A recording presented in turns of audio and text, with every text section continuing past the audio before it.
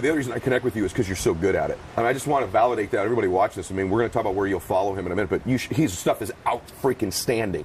I love people that get into this space like I feel like I did that you have, which I think is rare. Like, they spent a portion of their lives building their belief systems, their strategies, their way of doing things. They've proven it with a success.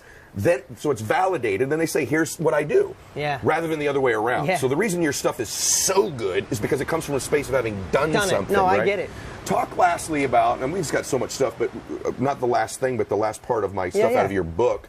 By the way, a lot of the things we're talking about here that are just starting to scratch the surface of what you get in Millionaire Success Habits. But story is a word you just used. And I'm a big believer that I listen to people all the time, and they're always telling me their old story. Yeah. You know, they live in their old story, and they don't know it. They don't know it. But just the concept of a story overall that we tell ourselves, you speak about that probably more eloquently than anybody that I've heard. So just touch on the whole concept of the cognizance of the story we tell ourselves. Yeah, so I think, I mean, even with me, like I said, I had to catch myself. I was telling myself a story that maybe I should have stayed with the real estate brand. Maybe success, there's so many people diluting it that haven't had the success, they don't recognize the real thing. Like I had all kinds of stories. I'd look at people like, God, that guy seems like a scammer. Why has he got 3 million followers? Like I started telling myself shitty stuff and I felt bad and I wasn't having the momentum that I know how to create.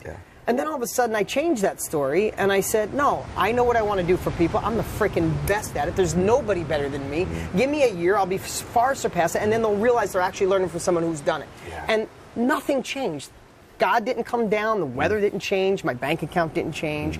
Nothing changed except my story. So the part that I want to share is I did an interview with a young kid, Casey Adams. Love Casey. Yeah, I've so done Casey with him too. asked, so he asked me, great kid, and he said, hey man, at the end, maybe he asked you. He said, you, as a young kid, there's a lot of young kids listening. What would be the one thing that you would tell people? And I'd never been asked that. And literally, what just came out is that your thoughts lie to you, and to question those thoughts. Because when I look back at what stalled me or almost had me fail, or the people around me, it had nothing to do with who's president, whether you like the president or not, if he's crazy or not, the economy, your family, your friends holding you down, a job that takes too much time. It's never any of that. The only thing standing between you and your next level, a better version of you, not being me, not being Ed, not just a better version of you. The only thing, and you might not believe me right now, but I promise you someday you will. The only thing standing between you and your next level, a better version of you, is the story you tell yourself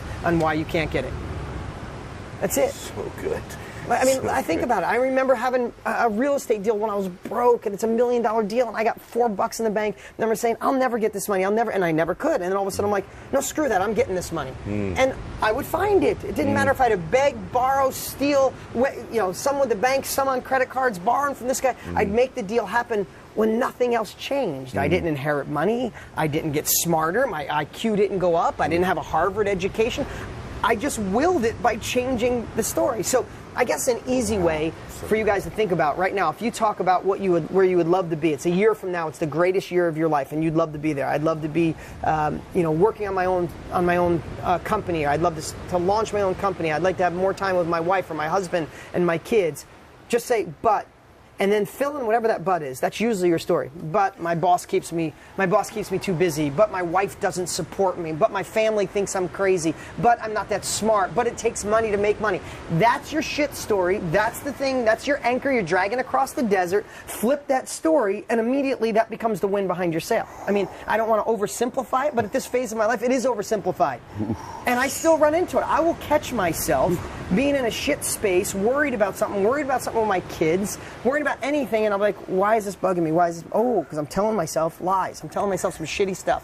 I change it, and then I change in a second. Ooh, so good. So good. Dude,